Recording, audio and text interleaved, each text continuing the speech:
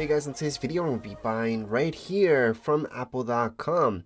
Now remember, doesn't matter if you guys are a student or not, you can follow this tutorial. So first of all, make your account. But before we do anything such as go in the top right hand corner, tap right here, and then you just make an account. So to make an account, all you have to do is sign in. Or you can click on account, same thing really, because you're going to create an account if you don't already have one. If you have one, just sign into it. So before we do that and we get started, I want to show you, if you're a student, just go into Google. And in Google, just type in student Apple. And for example, if you're in Canada, just type in Canada. From here, your first option will say Apple Educational Pricing. And that's it. You can just go back. So you guys are going to see this, the Apple logo. Just tap on the Apple logo. And as long as you guys see up here where it says Apple for Higher Education, then you're good to go. Just go on and keep shopping and you will get the price of a student. Now, not everything does get a discount, but if you're buying a MacBook, for example, you do get a discount. But anyways, like I mentioned before, we're just going to go in the top right hand corner. We're going to tap here and go on and sign in right now. So just sign in or make an account. So once you tap there, again, just sign in with your Apple ID. If you don't have one, you can go on and make one. That's on the bottom right hand side. You're going to see create yours now. Once you tap there, just go on and fill out everything that says right here, putting an email. It does not have to be an Apple email. I did get a question about that. No, this could be your Gmail account, your Hotmail account, Yahoo account, whatever email you have, you will put it there. And you're not going to put in your email password, just create a password for your Apple ID. Then go on and put in a phone number. And down here below, you're just going to type in whatever you guys see on the left-hand side. Once you do that, all the way in the bottom, you're going to see continue. Just press on continue. And once you have done so, just go back into the store. So there's a few ways to buy a Mac. You can just go into Mac, for example, and then just click on the Mac that you want, so MacBook Pro. Or you can just go to store. That's the second option. So once I go into store, I can just scroll down and take a look at what I want, which does include Macs, for example. But the way that I personally like to do this is go right into Mac, and then I'm going to see what I want, which is the MacBook Pro, for example. If you would like any other Mac, it's going to be the exact same tutorial, by the way. So we're going to go on to MacBook Pro for now. Then we're going to go into this second option. You guys can go on into the 13-inch, but we're going to take a look at the new ones. And from here, you're going to see a lot of information about it. If you already have kind of an idea what you want, just press on buy, which is going to be on the top right hand corner. Once you do that, it's going to take you to this page. From this page, you're going to see 13, 14-inch, 16-inch. At this time, we're just going to go into the 16-inch. Scroll down. You will see all the options. I would choose whatever makes sense to you. So obviously the last option would be the best. So that's the M2 Max. As you guys can see, you get a lot from it, but the price, if you take a look at it, it's a lot more.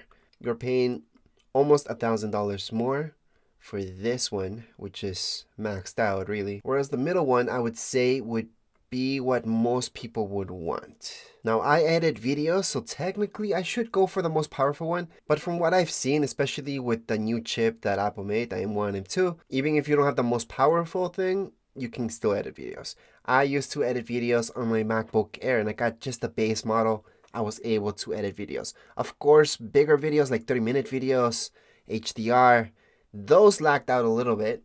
So just a little bit lag there.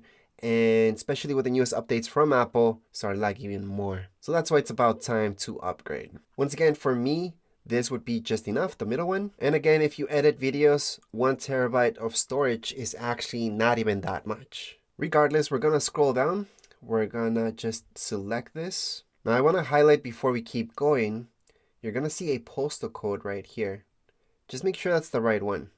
So you can edit it, so you can just tap on it and just put in another postal code if that's not yours. For me, that's fine, but just choose another one. So that way it gives you a good idea of when you're gonna get your Macs. Right now it's telling me that I'm gonna get my Mac in about 6 days from now, which is pretty standard. Now, the more that you modify your Mac, the longer it will take to get to you, by the way. And keep in mind that later on, if you do choose to pick it up in our store, it might cost you even more if you have that option. Depends how much you customize this. So we're going to take a look at all the customization that we can do. So the base would be 19. You can upgrade it to a 30 core just for $225. So it could be worth it. Or even to a 38 core, which goes up by $470. Now, if you do video editing, this could be worth it. So paying those $225 could be worth it for you. So in my case, I'm just going to go on and upgrade it just to the 30 core. Now, if you're doing video editing, the 30 core might make sense to you. So adding those 225 could be worth it, or even the 38 core. But even then, what I've learned over time is that, especially with M1 and M2 computers, is that it's just better to upgrade later on than making your computer all maxed out with everything. So right now I would say this computer would last maybe 4 years maximum, then I have to upgrade to another one. And would the 30 core make a huge difference? It'll make a little difference. Anyways, I'm just gonna select the 30 core. It just makes sense just for 225 bucks, getting that much more from your graphic power. It just seems right. You do get 32 gigs, which again, it's good to go ahead and upgrade it, but I'm just gonna keep it as is because I think 450 is way too much, especially if you were like me and you used to update your RAM yourself, so you used to upgrade it yourself. It was way cheaper than that. Now 1 terabyte I would say is your base. I'm just gonna stick with that. That's good enough. I do have to mention that my main computer has 3 terabytes of storage. That way I have almost like a terabyte of free storage. And if you're thinking about getting more storage, maybe think about it getting an external SSD. Those work really great. Anyways, let's just keep scrolling down. I do want to mention that the Pro Apps bundle, educational, that might be worth it for you guys if you don't already have software. But if you do, you're pretty much done with this. We can just add this to our bag. From here, if you scroll down, it's going to tell you other stuff that you might need. And for a lot of people, I do have to highlight this, the USB-C to USB adapter. A lot of you are gonna end up buying this. So just think about it. The cable, on the other hand, I don't think many of you are gonna end up buying that. But adapters, a lot of you are gonna end up buying that. As for Apple Care Plus, that's offered down here below. I think it's worth it if you're moving around with your Mac a lot. And it does tell you here that it covers your battery, accessories that you get, so that's good. It does have unlimited repair for accidental damage. And just to show you a little bit more about Apple Care Plus, I'm just gonna tell you the reasons why maybe you shouldn't get it, is this, because they actually do charge you. So for any other accidental damage, they will charge you this much. They do charge you a service fee. And keep in mind, these are just the basics that they show us. There's way more that we have to read about this to see exactly how much they're gonna charge us. So things are different than way before when Apple, you didn't even have to buy Apple Care Plus. Apple would just fix your Mac for free without buying any of that stuff. Even being out of warranty, they would still fix your Mac. People did take advantage of that, and now that's no longer a thing. But anyways, let's just go to review our back, which is on the top right hand corner. And you're gonna see 2 options. You can check out with Apple Pay, or you can just click on checkout on your right hand side. If you're gonna use Apple Pay, just make sure to have your iPhone near you. If you have Apple Pay, most likely you already have an iCloud account. Apple's just pay with Apple Pay. If not, just going to checkout. It's going to ask you to put in your address, your billing information, such as your credit card, and so on. I'm going to show you both because even if you go to checkout, you could still pay with Apple Pay later on. Now, before we do that, we're just going to scroll down a little bit, and it's going to tell you that and right down here, it's still going to advertise a bit more about Apple Care Plus. But anyways, if you scroll down, you're going to see this. Order today, delivers. The date has in fact changed. And that's because I customized the Mac. I made that change. If I didn't make that change, I would get it faster because it's just the way that they built it. So for you, if you didn't customize your Mac, your date will be faster. If you customize it just a little bit, it might take longer. If you scroll all the way down, we're gonna see the total. So you're gonna see how much the tax is. That's 500 bucks. And right down here is the total, which is $4,366. Now, before I keep going, there was something fishy about the whole thing. So this is the base model. I actually went back and I looked at the base model. So this is the base model that I was looking at. And I told you guys, well, it's probably worth it to upgrade to the 30 core from the 19 core that we did. Well, if you do that, yes, it's only $200 more, but then they're charging more because it automatically goes up right here, your RAM. So here it is. So this is the 30 core that we picked, and your RAM goes up to 32. So technically, you're no longer just paying 200 bucks more, and that's why the price. So right now it's 3,800 bucks, whereas my base model was $3,189.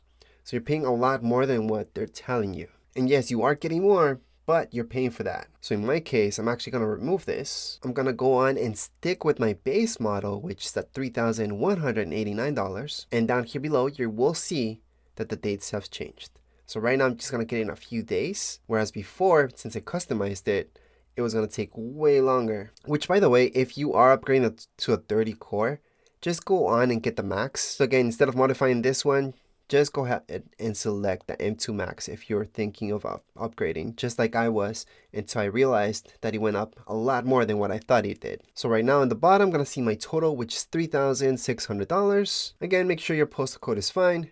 Going to checkout. Sometimes when you go into checkout, for some reason it's no longer logged in, so you have to log in again, but never choose guest checkout. Not even if it's a gift for somebody. And that's because you can track your Mac if you have an Apple ID.